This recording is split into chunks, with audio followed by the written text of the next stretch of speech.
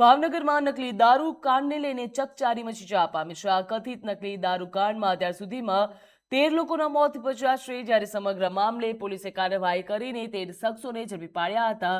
ઘટનાની ગંભીરતાના પગલે કેન્દ્રીય રાજ્યમંત્રી નીમુબેન બામણિયાએ પણ ભાવનગરની સટી હોસ્પિટલની મુલાકાત લીધી હતી। હોસ્પિટલમાં સારવાર લઈ રહેલા દર્દીઓની સ્થિતિ અંગે પણ તબીબો પાસેથી માહિતી મેળવી હતી અને દર્દીઓની સારવાર અંગે જાણકારી મેળવી હતી। નકલી દારૂ કાંડની ઘટનાના પગલે તંત્ર અને પોલીસ દ્વારા પણ સમગ્ર મામલે તપાસ અને કાર્યવાહી હાથ ધરવામાં આવી છે। જે મુલાકાત દરમિયાન તેમણે તંત્રની કામગીરીથી સંતોષ વ્યક્ત કર્યો હતો। સમગ્ર લક્ષી અહેવાલ પત્રકાર સમક્ષ રજૂ પણ કર્યો હતો।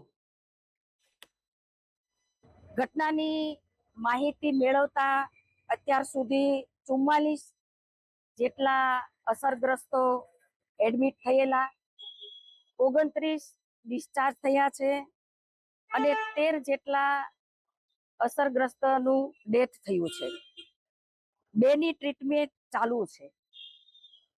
પોલીસ તંત્ર અને એસએમસી ગુનાની તપાસ કરી રહી છે। ખાસ કરીને રાજ્ય સરકારના ડેપ્યુટી સીએમ હર્ષભાઈ એરપોર્ટ પર જ તે એસએમસીની નિમણૂક કરી હતી। પોલીસ તંત્ર દ્વારા જે પણ કર્મચારી અધિકારી જે દોષિત હતા એમની ઉપર પણ કાર્યવાહી થઈ રહી છે।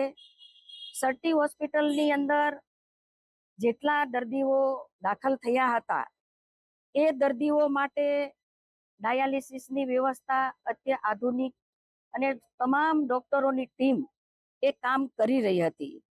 સારવાર માટે જે ઇન્જેક્શનોની જરૂર હતી તે ગુજરાતમાં 10 હતા અને એને લઈને અહીંયા આપણા સટી હોસ્પિટલના અધિકારીઓએ મહારાષ્ટ્રનો સંપર્ક કરીને જરૂરત કરતાં વધારે આ ઇન્જેક્શનો પણ લઈને સારવાર માટે એનો ઉપયોગ કર્યો છે।